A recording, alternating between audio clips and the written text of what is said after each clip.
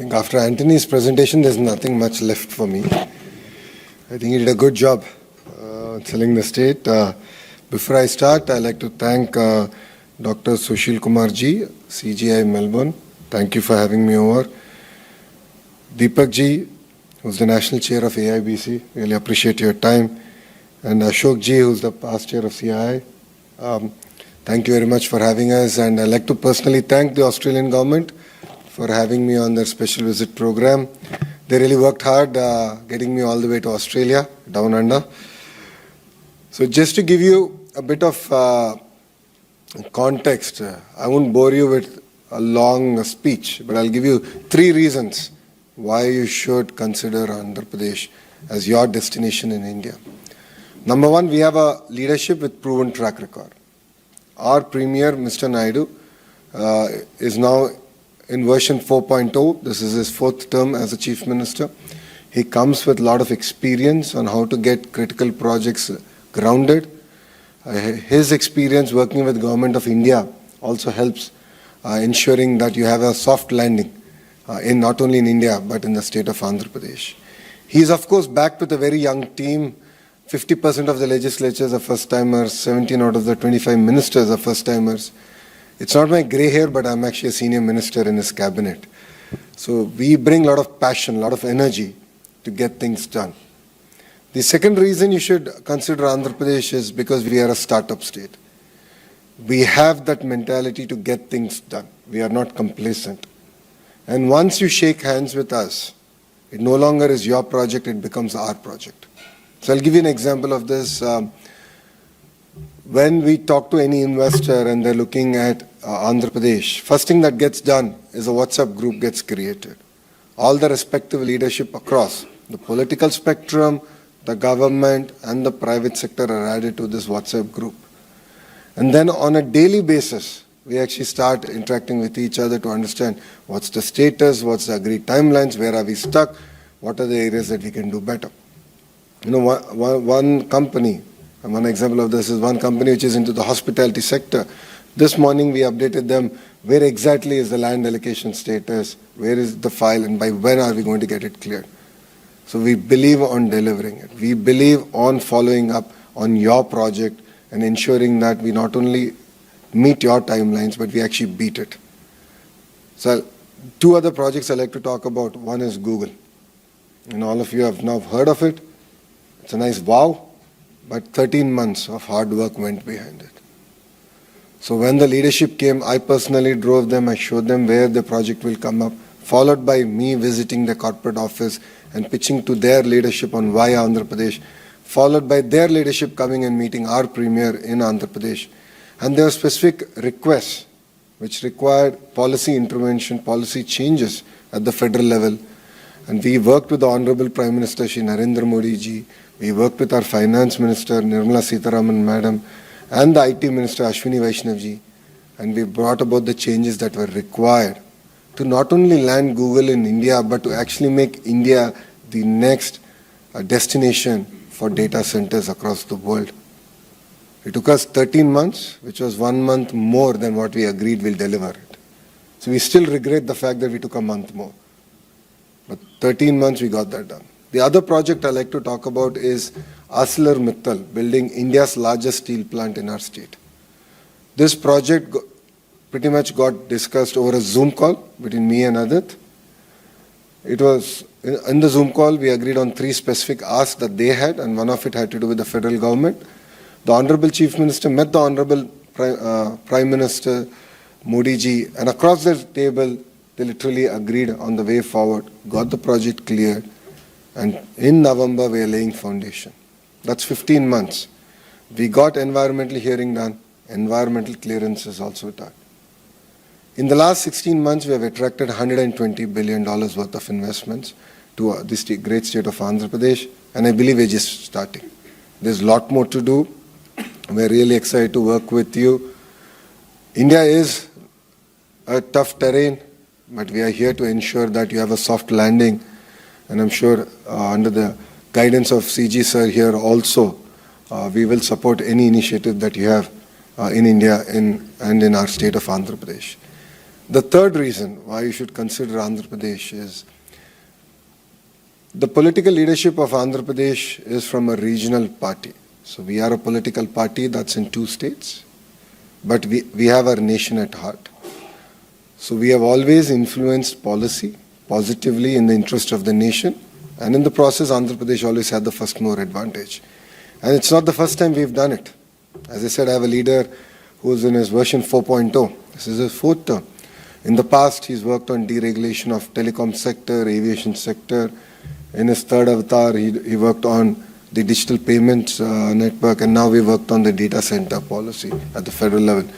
So we can positively move policy, we can positively change policy.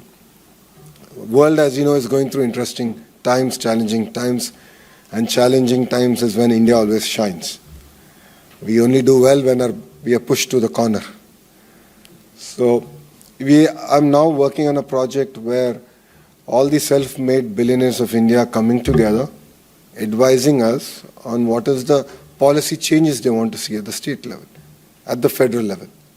And as a state, we're going to spearhead it. Labor reforms is one great example of it. There were 9 reforms that were specifically asked of us. We got 8 of them done in 15 days. And why 15 days? Because our cabinet meeting happens once every 15 days. If your project is more important, strategic, we will call for a special cabinet meeting. That's the pace at which Andhra Pradesh actually works. And this project that we are doing, we have given ourselves 90 days. We are going to bring about the changes that are required at the state level, and we will work with the federal government to look at what we can change to ensure that India will grow at double digit. As my colleague has just shared, we are a $180 billion economy, aspiring to be a $2.4 trillion economy.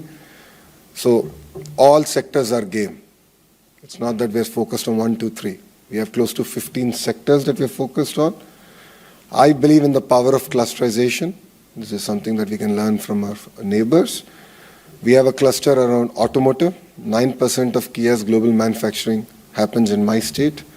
We have cement cluster, we have renewable energy cluster, we have the electronics cluster, compressed biogas, medical devices manufacturing, quantum computing, aqua is another cluster. We have pharma as a cluster, we have steel as a cluster. Like this, we have close to 15 clusters where we are now working on a vertical and horizontal integration. Now, what do I mean by it? Vertical is, a great example of that is if you take your mobile phone, you have your screen, and you have the camera module, you have the camera lens, you have the haptic engine, the battery, the casing.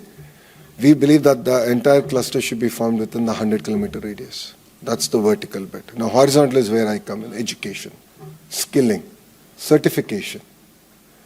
This is very, very important. I'll give you a few more numbers. Andhra Pradesh manufactures 50% of India's air conditioners. And we've signed 3 companies that will take us to 70% in the next 18 months. We are number 1 in shrimp globally. Like this, we are working on sector by sector on taking key position. We are building India's first space city, and that's being headed by Skyroot, which is a SpaceX equivalent in India. So we're really working sector by sector, and we're really excited to work on this horizontal and vertical integration. Australian universities, we've had very, very meaningful conversation during this trip, and rest assured, we'll be looking forward to actually working with them very closely on the horizontal integration bit. And the reason I believe horizontal is going to be critical, it's not just about the education piece.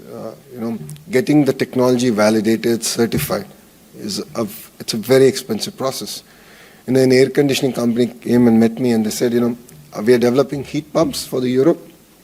And the challenge is every time I do design changes, I need to send it there with 2 of my engineers. 1, it takes time. 2, it's very expensive. So why are they not here in this cluster? I think that's a phenomenally good point that they added. So that's the kind of ecosystem we want to now build. And you'll see this getting delivered across 15 clusters. So that's, in short, why you should consider Andhra Pradesh. We are the second largest, fastest growing states right now, soon to be number 1, with all these investments getting grounded. We don't believe in signing MOUs. We are not into that. We mean business, we mean grounding. we have serious ADD, attention deficit disorder, so we love to be on top of things and execute on things and really get the ball rolling. So as my team members have shared, we are hosting a partnership summit in Visakhapatnam. It's a beautiful city, 14th and 15th of November. So please come visit us. For people who know India, if Bangalore were to marry Goa and have a child, that will be Visakhapatnam. We have best of both worlds. It's a gorgeous city. It's the 9th largest economic city in India. We aspire to be among the top 3. And Visakhapatnam Economic Corridor, as we call it, is going to be $1 trillion economic corridor for us. So we're looking now planning, because we've had massive investments, massive announcements come in and work started. We don't have challenges that our neighbors are having in terms of infrastructure. We have to build an economic corridor that will thrive over the next century. And the work is already on. So please come visit us. I'll be there. We'll be more than happy to host you. And I would love to open up this session for any questions that you might have. Thank you very much, and Jai Hind.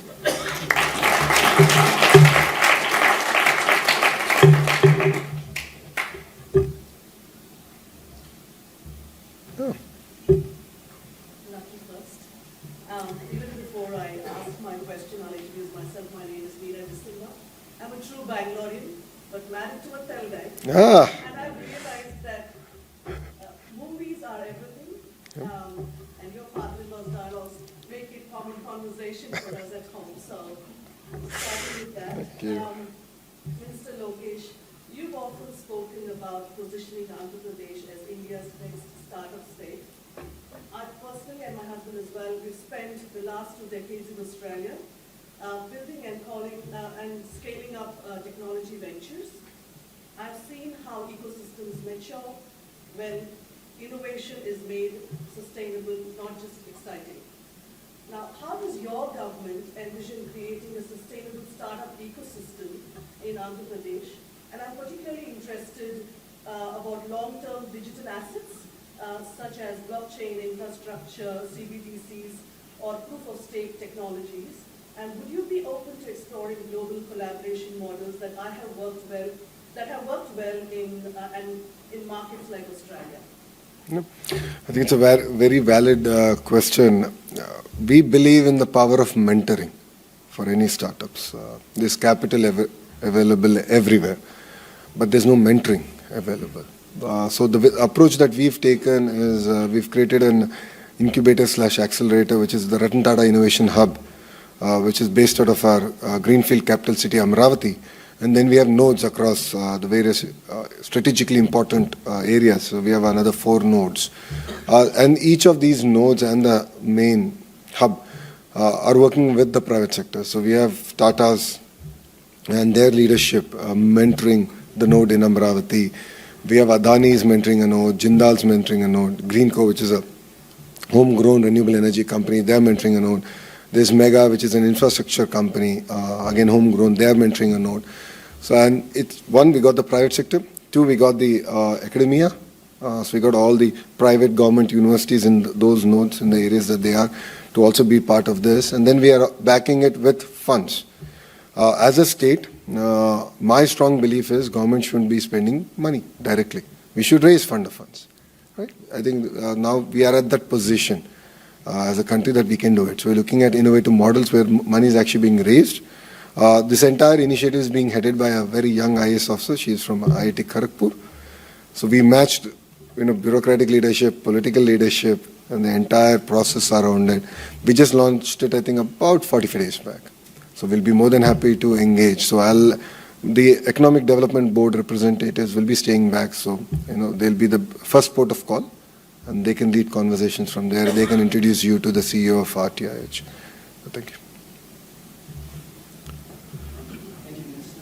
Thank you for making the time to come out and presenting so forcefully for investment in Bangladesh. My name is Martin Stein. I'm a chartered accountant in practice. I work with many companies that are invested in Australia. Yeah. So you make a powerful argument for investing in Bangladesh. One of the slides touched very briefly on the explosive growth of exports. Can you enlighten me and the others where those exports will be focused and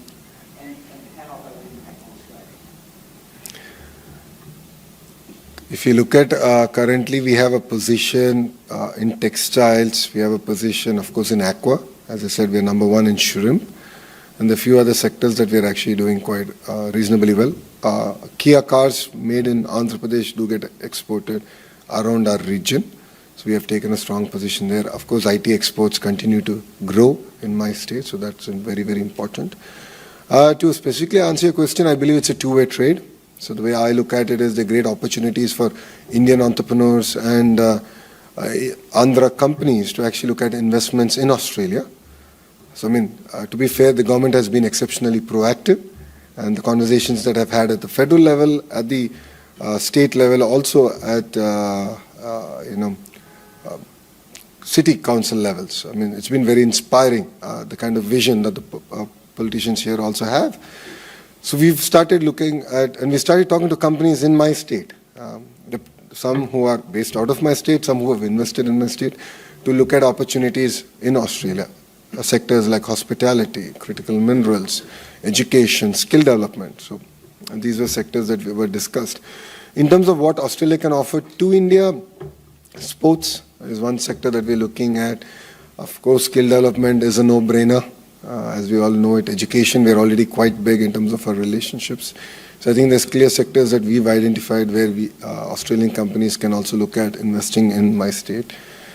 In terms of exports, I think we live in a very dynamic world.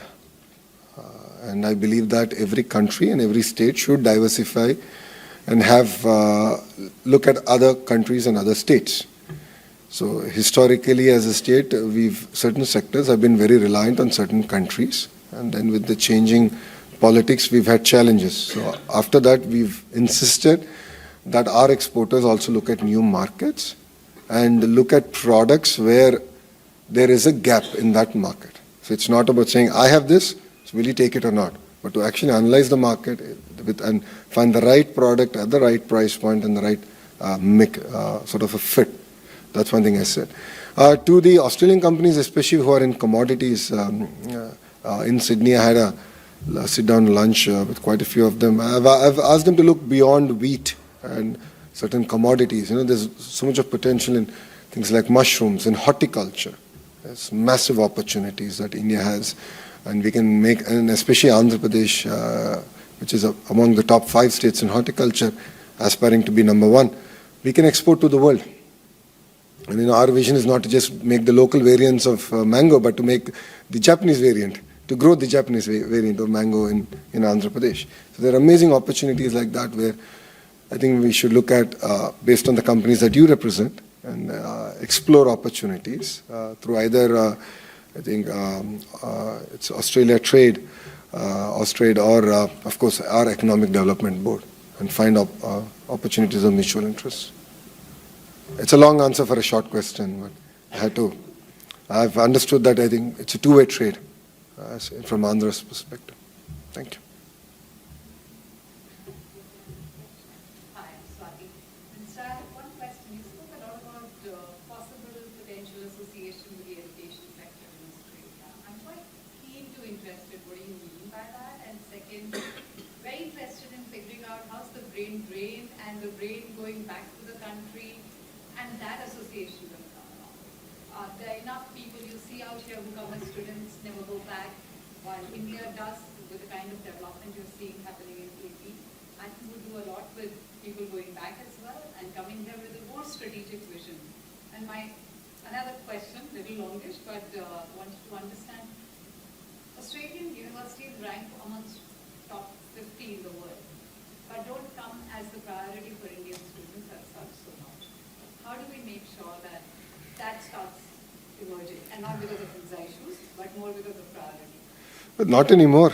Australia is now figuring among the top 3 choices. I still feel it's because of visa issues. Actually, that's what I thought. But looking at the energy and looking at the kind of, students from my state who are here, wherever I go, the kind of reception I get. So, it's quite impressive, the number of students who are coming. I think, see, in the early 90s or 80s, yes, US was seen as an option. I'm a product of US education. So, no second thoughts about it. But I believe that Australia is really catching up. So your last question answered first. In terms of brain gain, I'm a product of brain gain. I'm a Stanford MBA.